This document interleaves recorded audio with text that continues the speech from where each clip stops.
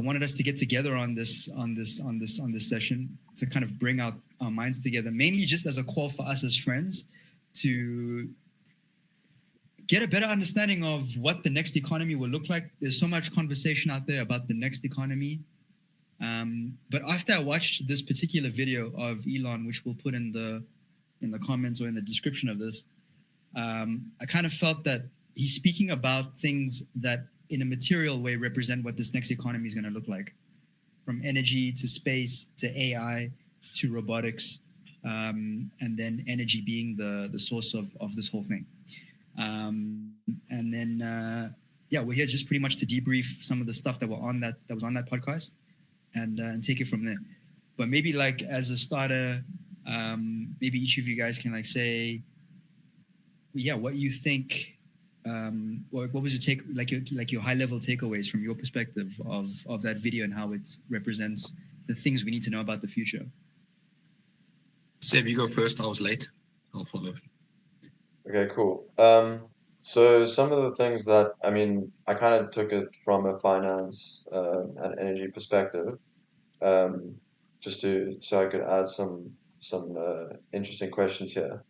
But so one of the claims that I was interested in was that Elon, like the biggest kind of claim he made was that AI scaling is bottlenecked by power availability and kind of more regulatory issues on Earth. So his biggest thing was that orbital AI data centers is the future, and basically made a huge claim that in like 30 to 36 months, like most of AI will be trained in space, which I thought was, wow, that's a huge shift from the current status quo. So yeah, that was a huge kind of claim that I wanted to go deeper into and understand more. Another thing was he mostly his speed. A lot of the things he said was the limiting factor is speed in a lot of the things he does. And from a capital perspective, he's now kind of looking at turning SpaceX into a public company, and XAI and SpaceX have just merged to kind of create the future of AI. And I think one of their underpinning philosophies is curiosity, or like trying to understand the world and the galaxy in its totality. So that was a very interesting thing I found. And then in what constituents that is what are the limiting factors in everything that he does, and he is the one that kind of goes into his company and deploys himself to solve that limiting factor. And I thought that would be quite an interesting thing to touch on. And I made a few notes on that from a finance perspective. And then just this is more to the end of the podcast, he speaks about how AI and robots are the only way, or like not the only, yeah, he basically does say this, the only way in which the world can basically overcome the US debt problem. And he says the US is on a path to bankruptcy. And he says AI and robots are the only way in which we solve this problem. And this is also an interesting thing that I would like to, well, that I took away wanting to press on. So yeah, those are the kind of the three kind of claims he was making, and things that I was kind of interested in, and I have a few points in there from a finance perspective. Okay, cool. Cool. So look, Fuad, I think that was like a decent overview. So I'm gonna just pass it to you. Maybe we can jump straight into like yeah, sure, bro. Like the technical aspect of this thing, because I feel like maybe you can help us understand this. I mean, let's start off like at the baseline, because the baseline is the part that's new for all of us, which is like, okay, we're basically going to move from Earth to space in terms of data centers, and AI will be cheaper in space. But let's try to figure out like what that means and why. What are your first thoughts on that? So one, it's possible and it's audacious, right? Elon's always used to, I guess, making very short-term predictions in terms of how fast things can happen. He's done that with Tesla a lot, you know, in terms of like Tesla truck even, and then even the Tesla Roadster. And then as time has progressed, those things have diddled out into like a plausible technology. But the premise of shifting the source of data governance, or at least the mainframe, into space, right? It technically has already been done thanks to the International Space Station. We're all now trying to basically do is just create little mini space stations, which will technically then just be data sources and data centers. So I think it's probably in the next year, the data and the research that will be got from a company, which is one of SpaceX clients. It's called StarCloud, I think. They currently have a deployed like mini little couple of satellites that will build into a data center in space. The information that they get from there of how they transmit and how they govern the use of information that they're projecting from space, that'll pretty much be the blueprint for how SpaceX will then scale its own series of satellites and in terms of building a data center. The overall premise in terms of physics is that what you're doing is you are positioning your source of energy, or at least your data center, closer to your source of energy, right? Sun. You take it out of the Earth's atmosphere. When you said closer to your source of energy, you mean the sun? Correct. Yeah, okay. The sun. Because I mean, technically, all renewable sources of energy actually stem from the sun. In terms of the sun creating a chemical process on the Earth that then creates a certain material, which you then harness for energy, right? So you're just now going a little bit closer to the primary source, right? Because now you don't have the occlusion of Earth's atmosphere in terms of hitting a solar panel, or at least some materials to be charged by photons. So it is definitely going to be an experiment for the next year or 2 years. Is a large percentage of the sun's energy actually reduced when it comes through the atmosphere? Yeah, but that's what ensures that we have life, basically. Oh, Jesus! Because so as well, our magnetic field of the Earth as well is what protects us from heavy rays from the sun. Not just because we don't just need the photons, we're trying to deflect other stuff as well that could literally incinerate Earth. Okay, fair play. Like some of your gamma rays and that. So it's going to be a good experiment. I personally cannot say that it is going to be like, let's call it our fail-safe way. The default way is there has to be a data center on Earth. If not, the data centers underwater, which a lot of Amazon and Microsoft have already.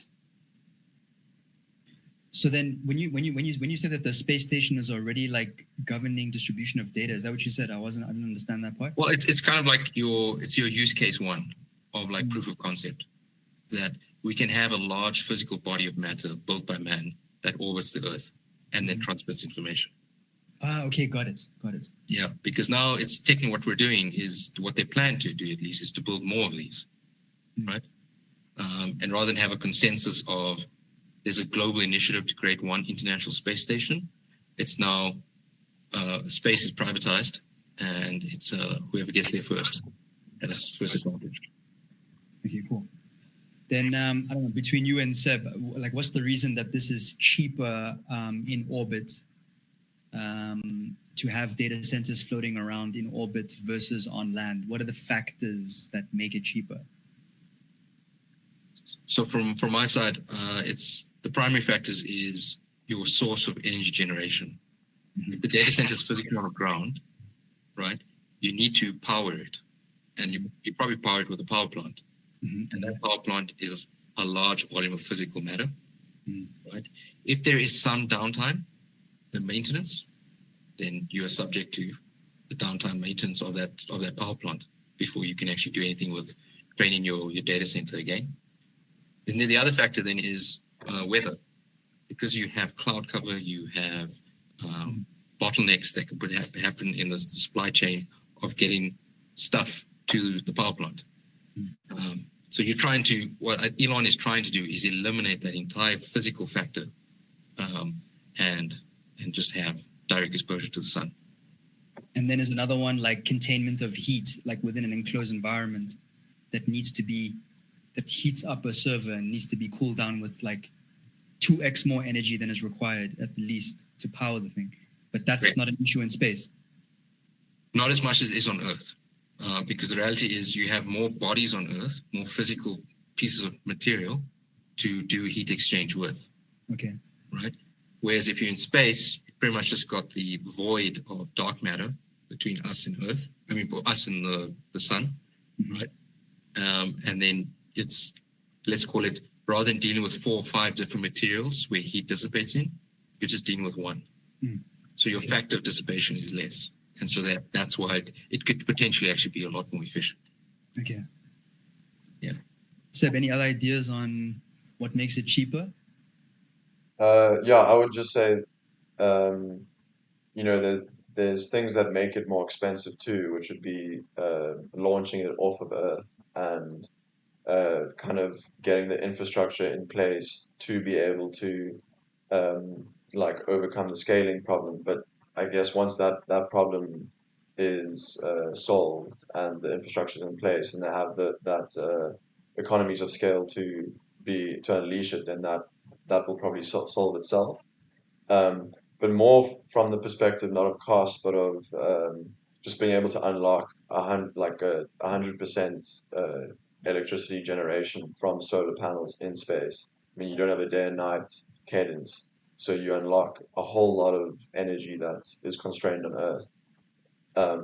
So that in and of itself creates a whole lot of opportunities, which I would say is one of the largest aspects of why we want this to be in space. Oh shit, that's interesting. Okay, because I don't understand like very well how the moon orbits around the Earth, but I'm just curious. Isn't there a point where like if the satellites are floating in between the moon and the Earth, that the moon would block light, or is that not the case?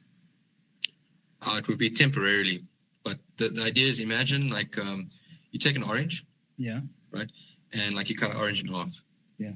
Right. Imagine that cutting of half is basically where day and night is. So half the Earth is in darkness, half the Earth is in light. Right. If the satellite orbits along that ring, right, that orbit of like where it's directly in the middle, it will basically always have light exposure. It will never actually go into darkness. Okay, got it. So it's as much as like the Earth's axis is rotating like this a little bit, the actual satellite itself can also orientate itself so that it keeps going along that orbit in that ring. Okay. So it is a very large experiment, but Yeah. it's very cool. Like maybe in the next 5 years we can really, I guess, shapeshift, similar to where like Google Maps shapeshifted us from like physical analog maps into like fully digital, right? The source of data centers could shift within the next 5 years. Okay. Yeah. I actually have one question that comes off that in terms of the energy creation itself. You know, on Earth, so you unlock a whole bunch of energy in space that feeds into the data center, that the orbital data center itself. So you have that constant supply of energy to these data centers that will then be able to generate the electricity needed for these chips. But what like something I'd be interested in seeing is what are the other costs that kind of go into a data center besides energy? Because energy is just about 10 to 15% of a data center's kind of costs. And you have to look at other constraints such as like maintenance, which becomes a whole. There's just a lot of costs that come into the space talk that Elon didn't necessarily address as much as the energy aspect. So yeah, I'd be keen to look. I mean, I'm not exactly a data center expert in terms of the costs, but it'd be interesting to look at what are the other costs involved. Right. Yeah, look, I mean, that's a bit of a black box right now. I think we have to see what Star Cloud does in terms of actually just generating information and training data in space, and seeing what the quality of output is in terms of like they want to use the term compute, but I think overall it's just like, let's just call it like artificial intelligence or synthesizing information from what we're getting from Earth. But that's a bit of a black box for now. And the way that the data gets transferred, I know I'm a noob with this, but the way that data is transferred from the orbital data center or like from the space station to Earth, is that just through satellite frequency waves, or how does that data, how efficient is that data transfer mechanism? So I mean, it's pretty efficient because I mean, technically all of Google Maps and all GPS systems are literally from satellite systems. So that medium of transmission, that is rock solid, right? The biggest thing what we're trying to play around with is like we're trying to shift our consumption of energy, right, to space, right? Train the GPUs and the training sets of data, right, on that with that source of power. Then from that, get an output, and then just transmit the output back to Earth. So that transmission, that output, that should be seamless. There's enough thousands of satellites in space, enough gateways, enough protocols, everything already in place. It's now about, can we train our data and our LLMs, right, with the GPUs that we have on Earth, right, in space efficiently and far more efficiently than we are currently doing. And that's going to be the biggest problem. And then one more is the current way that the space station or all these kind of satellites, or I guess current vehicles in space consuming power. Is there a very efficient way in which how they are already gathering their energy, or how does their energy consumption work? So it's all through solar panels, which Okay. just expand out.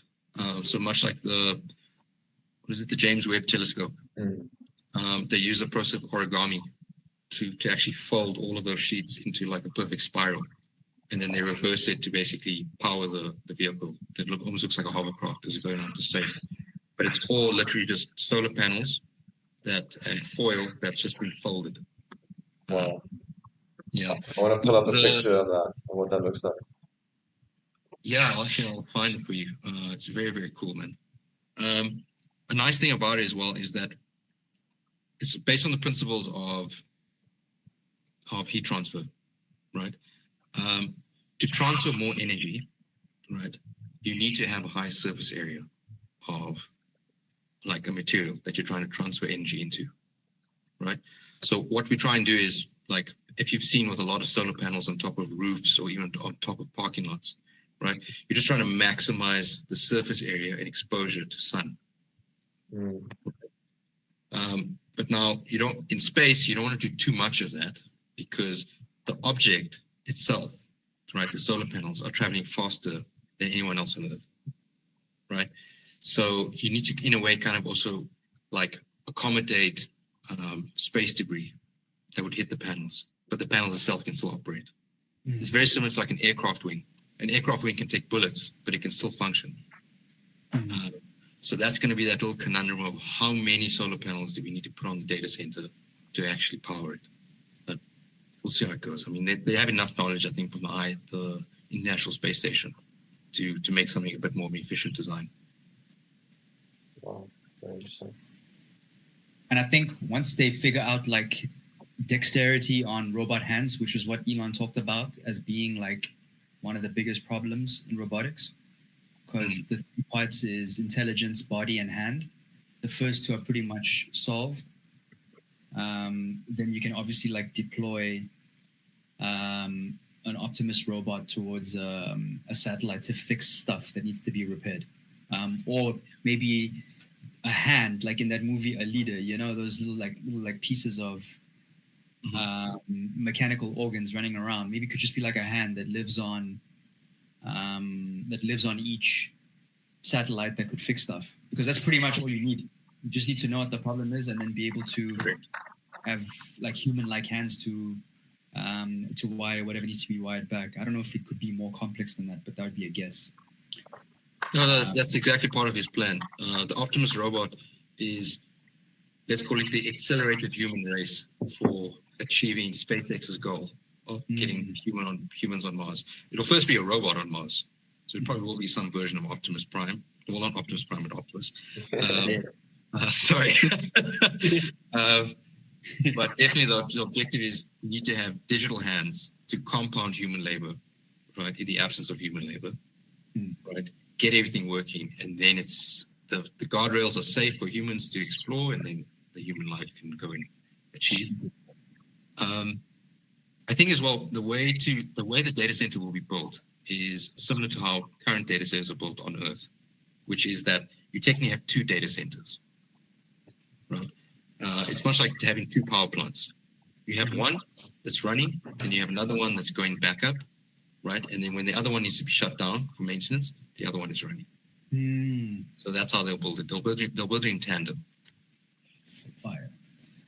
Okay, cool. So let's shift the conversation a little bit towards like revenue and how all of this stuff gets paid for. So how does Starlink make money when Elon says that he's charging companies for payload into orbit? What is in that payload? What are the ways that SpaceX is making its money exactly? I mean, what do we know so far? Sorry, I'm just sorry. Hey, sorry. Repeat that question.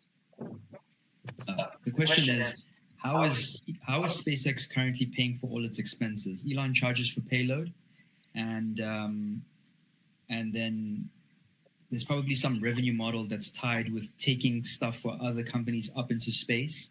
I don't understand that part well. And then I don't know if Starlink. I don't know if there's like other aspects to Starlink's model of making money other than charging for internet subscriptions. But I don't know how $9 a month is paying for billions of dollars of payload. So I'm not sure. Maybe you guys. I don't know what we know about that so far. So if you want to take this one, and I'll add.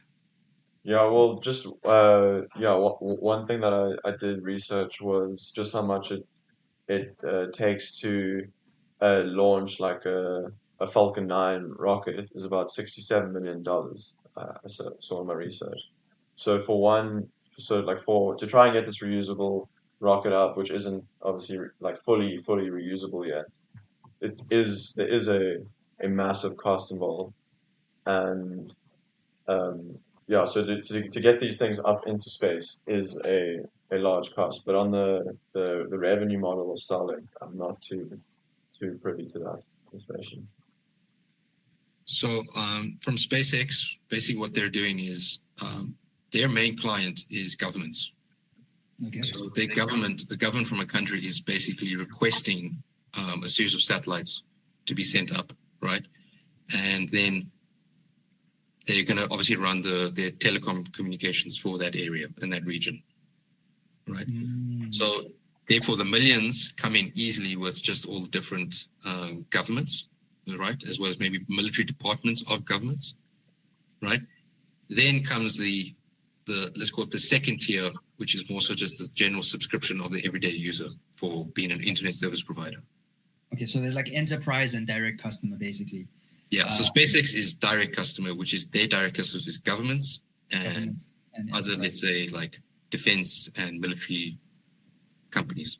Okay, so right. they're basically setting up satellites for dual purpose. Like one is probably like surveillance and intel transmission between government departments, and then the second would be internet, supposedly for remote parts of those countries that don't have cell phone towers. I'm just assuming. I don't know. Right. No, that's right. Yeah. Yeah, and Okay, cool. the cost for just to get when you do use a Starlink, you have to get one of those small dishes. It's like between 300 to 600 upfront US dollars upfront cost too. So that's besides the subscription you get on top of it. Yeah. But they also they launch not just Starlink satellites, but they launch satellites for other companies too, correct? And that's so that's like they're like a they're a freight company for space. A launch as a service, yeah. Yeah. So there's that separate company, StarCloud, right, which is basically they're developing their own data center for space, but SpaceX is literally their courier and transporting all their satellites to space. Okay, cool. Yeah, So it was meant to go to Blue Origin, but Blue Origin couldn't deliver. Funny enough. Anyway. we just had to add that one in. Yeah, that's true. Okay, so then supposedly then if we look at then the next revenue model, so in basic terms, they're only inside that space shuttle, they're only taking up one type of an equipment, which we'll call a satellite, potentially delivering other pieces of machinery for, I don't know, maybe the space station, I don't know. But are there other things that we've missed here that they're possibly taking up? They do carry up other stuff, but that stuff's also very confidential. Like security systems, which just obviously in general public should not know about. But it's not just satellites. Like the Falcon 9 can really, like, it's been probably, the Falcon 9 you could say has been the equivalent of the Macintosh PC in terms of really transforming technology as a base of what we use. The beginning, yeah. Okay, so then we get one step further and we basically start landing on the moon. And then there's a whole new kind of payload and motivation and new kinds of business models. Let's talk about those. What happens next? Yeah, well, I mean, this is now we're tapping into our Star Wars, Star Trek era of like mining other Earths and, you know, becoming extraterrestrial beings ourselves. Look, I mean, the idea of mining from Earth has always been there since the day they landed on the moon, asterisk. But like when we do land on the moon again, right, all the conspiracies will either be dissolved or confirmed.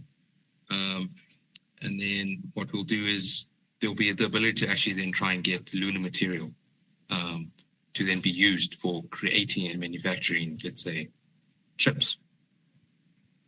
You know, but it's super. I'm not gonna say it's super sci-fi.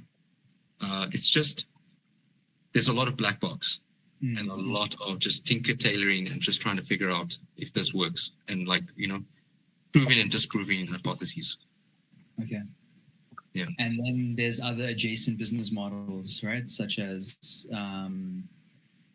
research, maybe governments and research labs paying for research on the moon.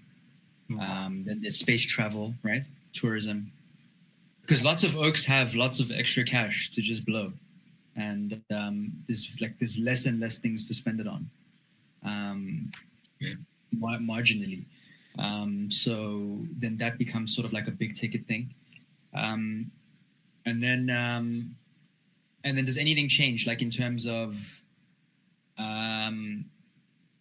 improving access to energy via the moon?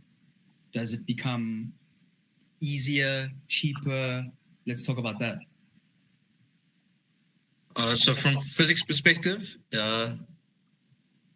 it would, but possibly, right? Because again, your Earth, your moon is now even a little bit closer to the sun. So you're closer to your source of energy. So your purity of energy that you get is even higher, right? But it's suggestive, you know, because you still have to now factor in your lunar cycles, how fast the moon is spinning versus how fast the Earth is spinning.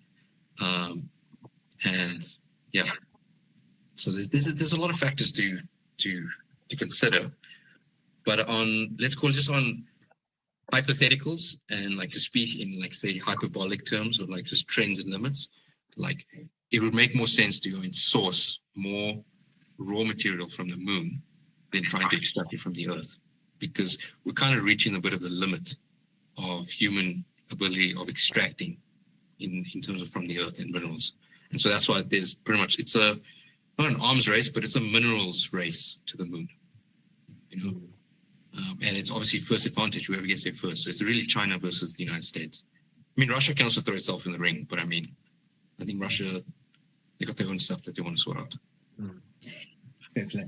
And just to add, the main kind of minerals they found on the moon, just looking up here, is they have water ice on the poles of the moon, and that can be broken down into oxygen and hydrogen to be used for the breathing and rocket fuel.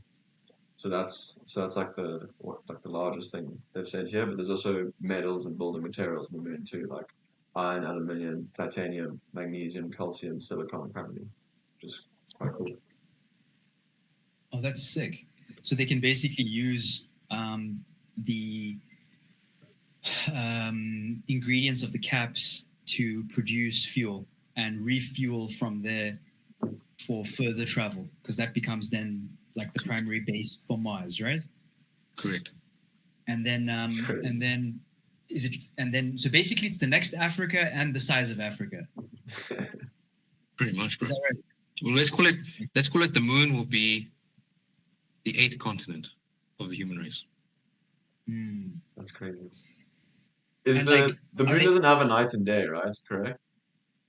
It does to a degree. Okay. But like the night is very short. Okay. And also because there's no real atmosphere, you don't really have a difference in day and night. Okay, so the dark side of the moon is a fallacy then. Yeah, that's definitely from fantasy. From a Pink Floyd album. Yeah. Okay, cool. So basically, whoever gets there first owns that material, and it is what it is. So if Elon gets there first, he doesn't have to promise anything to America. It's just all up for grabs. 100%. Hence why the other billionaires have gotten into the race with Bezos and I think Larry Page or Larry Pin has also bought another space company. Yeah. Oracle, right? Well, You're talking about Larry from Oracle? No. The other one from Google. Larry Page. Larry Page, yes. I think Larry Page has also bought another rocket company. Okay, cool. That will hopefully try and compete with SpaceX and Blue Origin. Okay, cool. And so, like, in a way, like, it could be, like, from a first principles perspective, reduced to basically, because, like, from an economic perspective, it's a race to AGI. At one level, you have the material, hardware, robotics aspect of AGI. At another level, you have the software aspect, which is powered by compute. But the extent to which you can take this further is availability of energy and availability of chips. Energy feeds compute.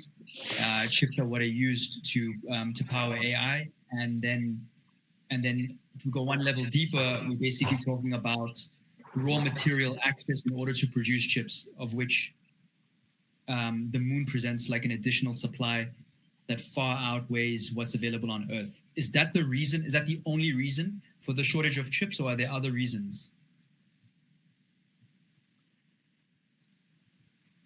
I think some of the other reasons is just manufacturing capacity, right? There's not enough fabs on the planet.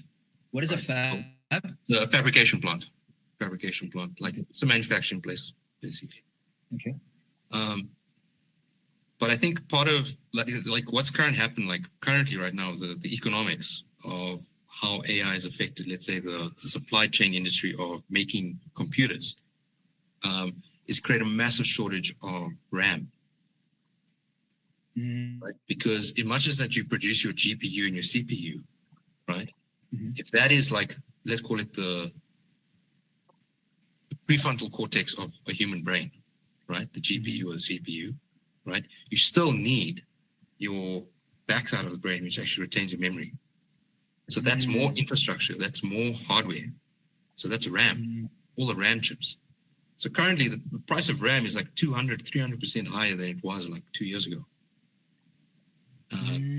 So it's not just like trying to produce more GPUs and CPUs.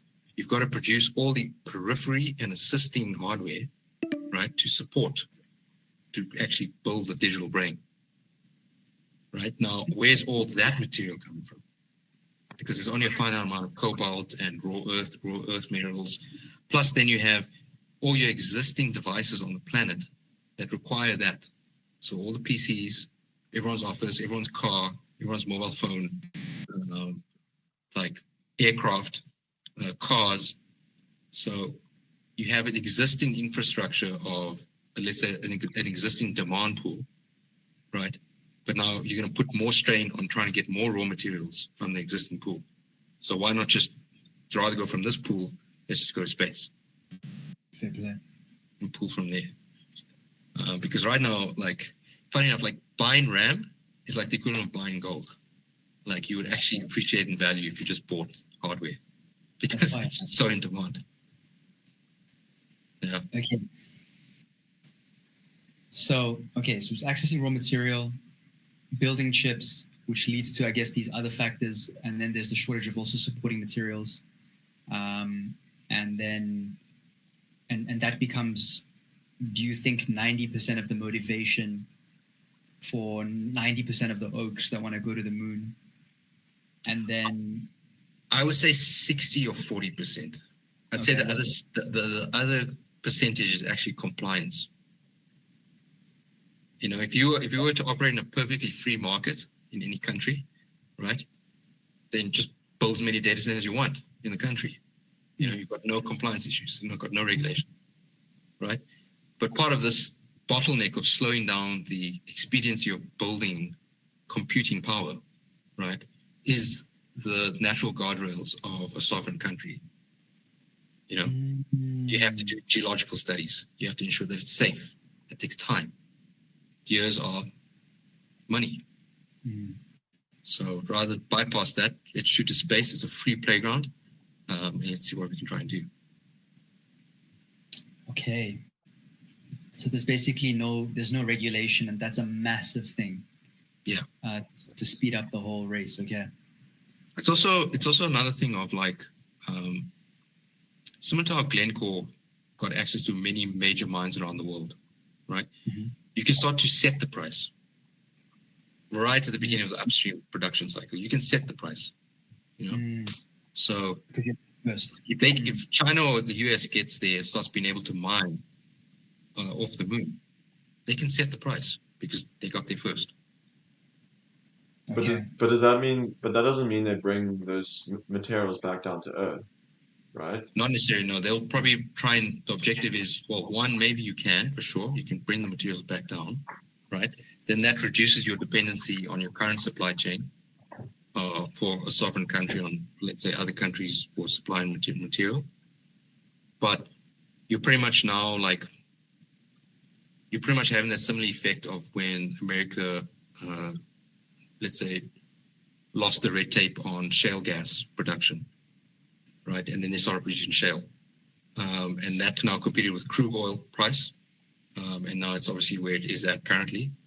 But I mean, that would be the similar thing that will happen of where if you've now got America as a producer of cobalt and raw earth minerals, that is a competing provider to China.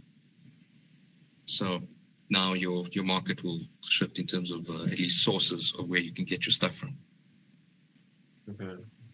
But they would have to factor in the prices of, you know, all those. Transport. Yeah, exactly. Yeah, but that's where I think really like SpaceX has got a mad advantage, because they have reusable rockets, and reusability is what makes like anything economically viable. You know, the same as why like now we can just keep turning on our laptop on and off. It's literally usable. Oh, So, I think I just figured out then like why it's cheaper to produce in space, because it's not about getting satellites into orbit and then maintaining those. I think that's just the first step. You will probably not reach your economies of scale soon enough at this like $67 million a pop. yeah, You probably won't reach it soon enough, but that's just a stepping stone to the moon, and that's where your economies of scale will be achieved, because if you don't have to bring stuff back and you're just producing everything there, if you're mining the material, then you making the chips. I mean, I don't know if robots will be able to go this far, but I suppose this is kind of where I think this is heading. And then you're building the data centers there, and they're sitting there, and then they're also being powered by the sun there. So you have the entire almost supply chain being taken care of on the moon, and that's probably what Elon has in mind in terms of sort of the end game of much lower cost in space versus Earth. I'd think so. true. Okay, cool. So is there anything else that we've missed that's major around like I would say the early space economy? Because there's obviously more to the space economy that's coming up later. Anything else, Seb, that we missed that's important to understand about that? And as you're thinking about that, my sort of follow-up thought would be, is it only the guys that can get there that will benefit from this economy? No, it's also the guys who pretty much are on the side of government to ensure that SpaceX doesn't get into whatever sovereign country, you know? So like, even though there is a provider, we have sanctions that we can't do business with these people. So therefore, that's how they maintain their power over a certain geography. You know, it's kind of like forcing the fact of like, there is only one highway. It's our highway. Right. So we have to use it. You know? I'd also suppose, just yeah, sorry, go ahead. also something that I was thinking about is because like a large portion of SpaceX, the way they make their revenue is from government contracts, and they basically are backed by the U.S. government. It's also a mission to it's kind of like a colonization mission for the moon too, because once the states, I guess, SpaceX backed by the states do colonize the moon, then you have this whole this AI race is basically at the forefront is the US, and that's kind of where we're coming to this. Yeah. And it's also like the AI race is it's kind of becomes more than just companies. It's about these nations being competing against each other. Yeah, it's also, I think as well, it goes back to, let's call it the political view of who is the biggest superpower. And I mean, currently, without a doubt, like China, and let's call it the collective of the BRICS nations, has definitely, I wouldn't say fully upended the United States as a superpower. However, the reality is that the world is not necessarily running according to the United States anymore. It's running according to various poles of power around the earth. So chasing the moon and being the forefront leader in AI development, that will pretty much put you as like number one in terms of superpower, country-wise. Because that, in a way, the original space race pretty much set that precedent in terms of whoever got to the moon first, right, then became like, my rule of law and my way of governance is the right way because we did it. You know, and that's why democracy from the United States with capitalism, right, was more, let's say, was more easily adopted rather than the Soviet Union socialist way of governance, like post-World War II. So this as well now will be like, whoever gets there with the presence of AI, this is the way to build AI infrastructure. This is the way to advance information management or whatever. Yeah. kind of like choosing, we choose over like you pay, basically. We choose a way of transferring value, right, between countries. Yeah. We're like, but first we've proven that swipe is better. So like, okay, then you have to use swipe. Yeah. I've just one more question on basically the cost perspective is so energy is kind of, you assume that gets solved by going in space with the solar power and the abundance of energy being close to the sun. But then also you have these companies that basically do have monopolies on chips on Earth. And a large bottleneck then does become chip manufacturing. And like we can speak about, making fabs in space, but Elon even in the podcast was saying that like one of the largest bottlenecks, and like you have all the companies that do have a monopoly, like Samsung and the TMSC or whatever. TSMC. They producing chips at a flat out rate, and there's just like the small, because it's so complicated, so expensive to make these chips. That's also a huge bottleneck of this whole mission in and of itself. Would you guys, what are your thoughts on that? Wait, Samir or me? Both of you guys. Sam, you go first. I've been speaking of it. I'm still trying to compute what a TSM, what? It's Taiwan. The Taiwan chip manufacturing company in Taiwan. Oh, it's the name of the chip manufacturing company. Okay. Just summarize your question. Well, it's just like there's So like once you solve the bottleneck of getting an abundant, you can solve the energy problem by putting solar in space, and you can get over that cost. The next cost for training AI and these data centers in space does become, a large portion is just being able to have enough chips to be able to scale. And the only players currently on Earth who are manufacturing these chips are just a handful of companies who are like very specialized in what they do. Like TMSC, they don't design or research the new designs for these chips. They are like a very specialized manufacturer of these chips. And then you have like this other Dutch company who Elon was talking about, ASML, yeah, They who, were one of my clients when I was at Deloitte Amsterdam. wow, Incredible company, yeah. yeah, and they're huge companies, but they're like it's finite and there's a monopoly in the space, and that's a big bottleneck of scaling, right? So my Mm. my question is how do we how does the world overcome that? Is that even a question? Like, does that get solved in space, or like I don't even know if space is the answer there. No, so that's always going to be the human factor, the actual manufacturing speed. But like with space, what space will solve is energy supply, right? But humans on Earth are still going to determine the rate at which hardware is built, right? So if we solve the energy thing in terms of energy supply, then we've got that solved. But now we need to solve the speed of manufacturing. The only way you're going to increase the manufacturing is that China somehow, at least, I think they're already doing it, but as long as they're catching up with how they manufacture semiconductors, right? And the quality at which they manufacture those semiconductors, that then starts competing with TSMC. And well, if they can also try and produce the machines that produce the machine, which is what ASML does. ASML basically produces a lithography machine. That's the actual machine that then creates the little semiconductor wafers, right? Which then becomes the chip.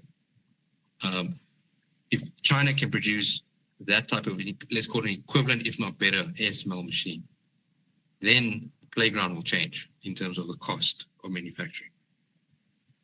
But right now they're not there yet. They're still. But as far as we can tell, it's not in the distant future, but it's I think at the rate at which China's going, they definitely are. They're catching up, and they're definitely gonna, yeah.